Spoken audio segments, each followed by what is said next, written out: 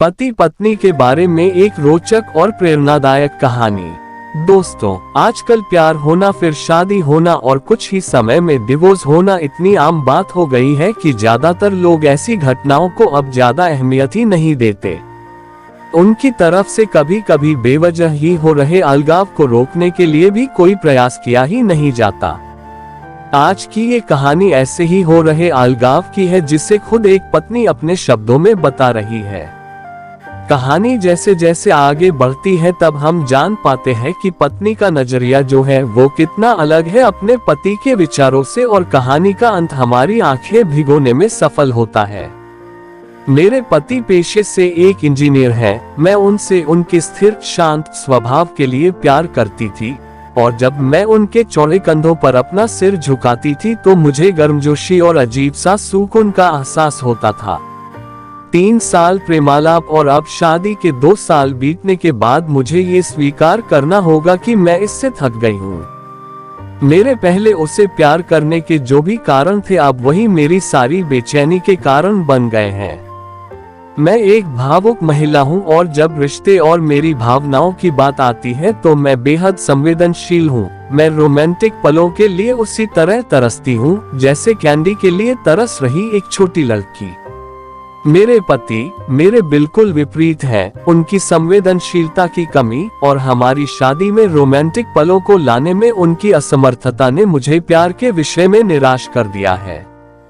एक दिन मैंने आखिरकार उसे अपने मन की बात बताने का फैसला किया कि मुझे तलाक चाहिए, और मैंने हिम्मत करके उसे बताया।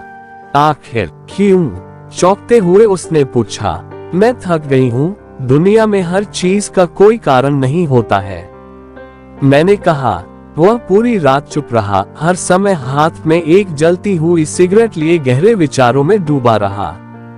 इससे मेरी निराशा की भावना और बढ़ती गई, क्योंकि मैं ऐसे आदमी को देख रही थी जो अपनी दुर्दशा को व्यक्त भी नहीं कर पा रहा था। भला मैं उससे और क्या उम्मीद कर सकती थी? और अंत में उसने मुझसे पूछा, मैं तुम्हारा मन बदलने के लिए क्या कर सकता हूँ? किसी ने सच ही कहा है कि किसी के व्यक्तित्व को बदलना मुश्किल है। मुझे लगता है मेरा उस पर से विश्वास उठना शुरू हो गया है। उसकी आंखों में गहराई से देखते हुए मैंने धीरे से उत्तर दिया, मैं तुम्हें एक सवाल पूछती हूँ। अगर तुम्हारा जवाब मेरे दिल को मना सके तो मैं अपना विचार बदल दूंगी। मान लो मुझे एक पहाड़ की चट्टान पर खिला एक फूल चाहिए, और हम दोनों को ये पता हो कि उस फूल को तोड़ने से तुम्हारी मृत्यु हो जाएगी। क्या तुम मेरे लिए ऐसा करोगे? उसने कहा, मैं कल तुम्हें इसका जवाब दूंगा। उसकी प्रतिक्रिया सुनकर ही मेरी उम्मीदें धराशायी हो गईं। मैं अगली सुबह उठी तो पाया कि वह चला गया था, और सामने के दरवाजे के पास खाने की मेज पर दूध के गिलास के नीचे उसकी खुरदरी लिखावट के साथ कागज का एक टुकड़ा पड़ा था, जो पढ़े जाने पर ये बातें बयां करता था। प्रिय, मैं तुम्हारे लिए वह फूल नहीं तोड़ूंगा, लेकिन अगर तुम चाहो तो मैं तुम्हें इसके पीछे का कारण जरूर बताना चाहूंगा। ये पहली पंक्ति पढ़ते हैं मेरे दिल के हजारों टुकड़े हो गए। फिर भी मैंने पढ़ना जारी रखा।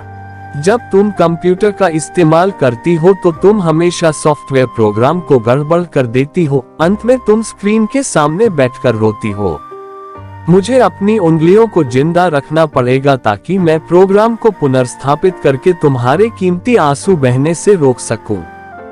तुम हमेशा घर की चाबियां गुमा देती हो, इसलिए मुझे दरवाजा खोलने के लिए अपने पैरों को जिंदा रखना पड़ेगा ताकि दरवाजा तोड़कर तुम्हें घर के अंदर ले जा सकूं। तुम यात्रा करना पसंद करती हो, लेकिन हमेशा एक नई जगह में अपना रास्ता भूल जाती हो। मुझे तुम्हें रास्ता दिखाने के लिए अपनी आंखें जिंदा रखनी पड़ेगी। तुम्हें हमेशा ऐंठन होती है जब भी तुम्हारा पीरियड हर महीने आता है। मुझे अपनी हथेलियों को जिंदा रखना है ताकि मैं तुम्हारी पेट की ऐंठन को शांत कर सकूं। तुम्हें घर के अंदर रहना पसंद है, और मुझे पता है कि तुम अंतर्मुखी व्यक्ति हो। तुम्हारी बोरियत को दूर करने के लिए मुझे तुम्हें चुटकुले और कहानियां सुनाने के लिए अपने मुंह को जिंदा रखना है।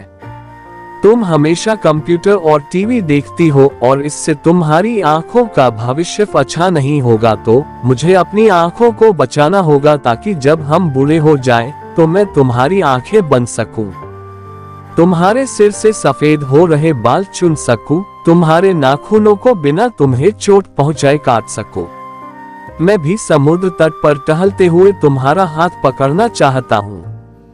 जैसे तुम धूप और सुंदर रेत का आनंद लेती हो और खुशी से गाने गुनगुनाती हो, उसे मैं अपने कानों से सुनना चाहता हूँ, इसलिए मेरे कान जिंदा रहने चाहिए। जब तुम नहा के निकलती हो तो तुम्हारी भीनी भीनी खुशबू को महसूस करने के लिए मेरा नाक जीवित होना चाहिए।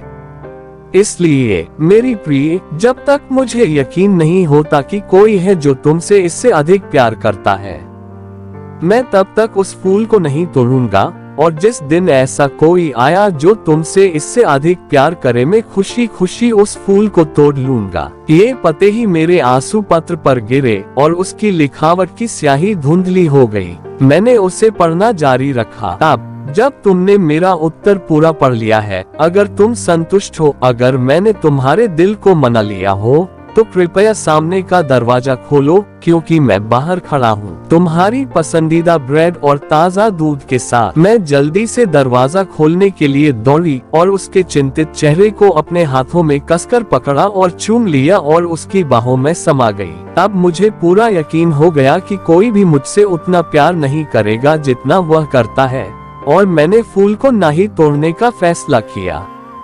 और यही जीवन है और प्रेम है। जब कोई प्यार से घिरा होता है तो उत्तेजना की भावना दूर हो जाती है और वह उस सच्चे प्यार को नजरअंदाज कर देता है जो शांति और नीरसता के बीच में होता है। प्यार सभी रूपों में प्रकट होता है, यहाँ तक कि बहुत छोटे और सूक्ष्म रूपों में भी। इसका कभी एक मॉडल नहीं रहा है। ये सबसे नीरस और उबाऊ रूप में भी हो सकता है। फूल और रोमांस प्यार का हिस्सा हो सकते हैं, पर प्यार नहीं। तो दोस्तों, आपको ये प्यार भरी पति पत्नी की कहानी कैसी लगी? दोस्तों, आपको कहानी कैसी लगी कमेंट करके जरूर बताएगा। कहानी पसंद आई हो तो वीडियो को लाइक, शेयर करें और चैनल को सब्सक्राइब करें। वीडियो को पूरा देखने के लिए बहुत बहुत धन्यवाद दोस्तों।